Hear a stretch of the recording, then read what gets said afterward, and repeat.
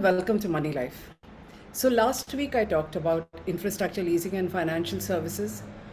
One of the things that I discovered while I was working on that article and video was that there wasn't enough information available in the public domain. Now, you have to remember that IL&FS, which is a short form for infrastructure leasing and financial services, was this massive finance and infrastructure conglomerate of 347 companies, which kind of imploded in September 2018. We were the first to write about it in Moneylife, about how it defaulted on its loan to Citi. Since then, the government appointed a new board headed by Uday Kotak, and which has a bunch of retired bureaucrats. You would think that the resolution process that's being done by this board would be entirely transparent and all information will be available in the public domain. Think again. I mean, a lot of people are so confused about how this is happening. I'm not saying that this board is not doing the resolution. They are. They have a bunch of very, very expensive legal advisors, consultants, auditors who they have employed. And what I discovered is, after persistent following, a massive sum of 182 crore has been paid out in just these legal advisory and consulting fees since October 2018 when they were appointed. That is when the resolution process started. Now you would say, what is wrong with it? People do work, they ought to be paid. But it is interesting that nobody else has got paid. No creditor, nobody. So you have repeated progress reports, 5 or 6 of them, which are placed before the bankruptcy tribunal, the NCLT Mumbai. And so you would imagine that everything is over there because even forensic audits are made public, informed to the stock exchange. We have repeatedly done video blogs on this, but the fees are not mentioned. Now, it also turns out that while the resolution is supposed to have managed to get back this debt, IL&FS, remember, had outstanding debt of 1 lakh crore. When they really looked at it closely, they said it was a little above 94,000 crore. 52,000 crore has apparently been recovered by this new board. But none of it has been paid out because it's literally on paper and tied up in litigation before the bankruptcy tribunal. What is interesting is that IL&FS doesn't even fit into typical bankruptcy. So while it's before the bankruptcy tribunals, it is not following the bankruptcy process. So the resolution professional and everything else that is required under that format is not followed by IL&FS. It's a hybrid one. In the process, what is a hybrid one? Expensive consultants working with a board comprising, led by the well-known banker Uday Kotak and a bunch of bureaucrats, overseen by a retired judge, Justice D.K. Jain, then goes to the bankruptcy tribunal, NCLT Mumbai, and then things move bit by bit. Now, what happens when things go to the bankruptcy tribunal? Anybody who does not like what is proposed files counter litigation. So the whole process, like I said last week, is mired in litigation that can go on. What is the new thing I'm saying this week? That, hello, some people have got paid. So lawyers, consultants have got 182 crore. NCD holders in ITNL have got paid nothing. All the pensioners, senior citizens, retirees whose money went into IL&FS through pension funds and others have not got paid. This information is not only not in the public domain, but I had to really push and tell them that you are a government appointed committee, you cannot really decline to comment, which is when I got this number. That's it. One line which said 182 crore, yes, but it's 0.35% of what this wonderful group of advisors has helped us recover. Okay, let's take it for granted that they're doing a great job. But I said, we as people of India, creditors, people who are watching the system, we want only one answer. When is the money going to be paid? That is why you had the bankruptcy law, remember? To say that we will move things fast so that sick companies which in India used to be remain sick for decades, no action would happen, nobody would get paid, and they would decay, that was supposed to end. Now, remember when I say pensioners have not got paid, you know how much they have invested in IL&FS? 10,173 crore. In fact, apart from secured lenders like the banks, public sector banks mainly, they constitute 10.79% of IL&FS's debt and are the biggest lenders. It would be a travesty and a shock if India ignores them. So among the sufferers are people like Kantimati David, who sent us this comment. He wrote, I invested my hard-earned retirement benefits in IL&FS in November 2017. I've received nothing from them so far. We are senior citizens with no other bank balances and living on government pension. That is not enough for our medicines to lead a normal life. Please help me get back my money at the earliest. Anyone listening to him? No, that is my point. So, like I said, even if the Uday Kotak led board has done well to reduce the number of group companies from these ridiculous 347 to about 100 by selling or shutting them down.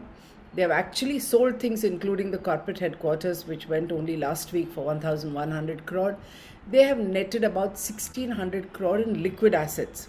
Then they went with a proposal to say, at least this amount let's distribute on a pro rata basis, which has to be cleared by NCLT, and deserving people, not by the bankruptcy formula where only secured creditors get first preference, but let's have a more equitable distribution so that pensioners also get some money. This was immediately contested, so a whole bunch of litigation. Now, more than almost a year has passed, nothing has happened. That's sitting there with litigation. That leaves over 35,000 crore, mainly in road assets, which is part of this claimed recovery of 52,000 crore or 55,000 crore.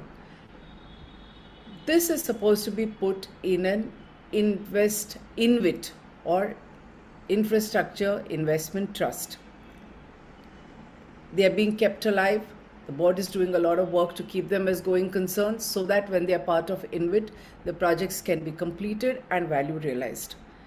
The InvIT itself, curiously, is going to attract more money, raise funds. It's now before the Securities and Exchange Board of India for permission. Now, here's the funny thing, okay?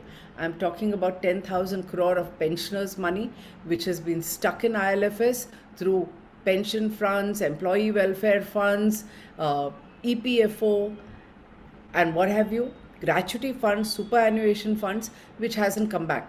But just day before yesterday, on 23rd March, Union Transport Minister Nitin Gadkari was holding forth in Parliament and saying how InvITs, which is what this 35,000 crore is going to be, are going to attract money from, hold your breath, senior citizens, retired government officials and pensioners and even farmers by offering them a 7% return, and that this is awaiting clearance. His party members applauded him.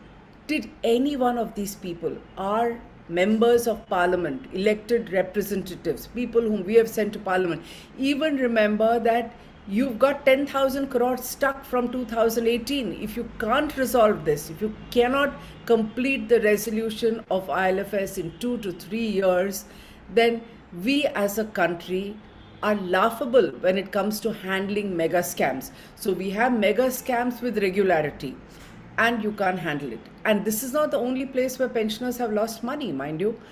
It is 81 bonds of Yes Bank and Lakshmi Vilas Bank. Nobody gave a damn, nobody thought about these pensioners. IL&FS is another one. Diwan Housing had NCDs, non-convertible debentures, fairly secured. And why did this happen? Because these pensioners were defrauded by phony credit ratings and falsified audited balance sheets. Has any action happened against credit rating agencies and statutory auditors who colluded in this fraud? Not even really a slap on the wrist. Mr. Gadkari really needs to go and check what is happening, put pressure on the government if he now wants to tap the next tax-paid nest egg of those pensioners who have been saved from this, or maybe their funds have already invested and already lost money. Are they going to do it? Unless the government is arm twisting them, I think it would be really not very prudent to be investing in more of InvITs unless IL&FS is resolved. Now, what is the real problem with the IL&FS recovery? Like I said, a legal quagmire, too many cases and counter cases. Can it be handled? Yes, it can. It should be pulled out of this process. You can't keep waiting for challenges before NCLT Appellate Tribunal, then Supreme Court, which will be a 10, 15, 25-year process. I said last week that the security scam of 92 cases and hearings are still going on. Are these retirees and pensioners going to wait for that long? Remember, they're not even going to get 100% of their money. There's going to be a steep haircut. But even half their money, if it comes 5 or 10 years later, is pointless. This government calls itself a doer government. It needs to think out of the box. It needs to think differently, right? Now, the question that you have is, why did only a bunch of advisors, auditors, and legal firms get this 182 crore? Let me first name them. They're JM Financial, Upwood Capital, which is going to evaluate group assets, Cyril Amarchand Mangaldas, well-known expensive law firm, P&A Law, which was added because conflict of interest allegations, Alvarez and Marshall, which was appointed by the previous management, which is thrown out to come up with a revamp plan. It's still there. And Grant Thornton, which is doing the forensic audits, good job, and is also the claims management advisor. Now, the reason why they are ahead of the queue is that in 2019, IL&FS submitted a plan for pro rata distribution, like I said earlier, of the 16,000 crore. It was supposed to be fair and equitable. One of the things mentioned over there was that the payment would go first, in quotes, towards all resolution process costs incurred, including but not limited to fees paid to financial and transaction advisors in full.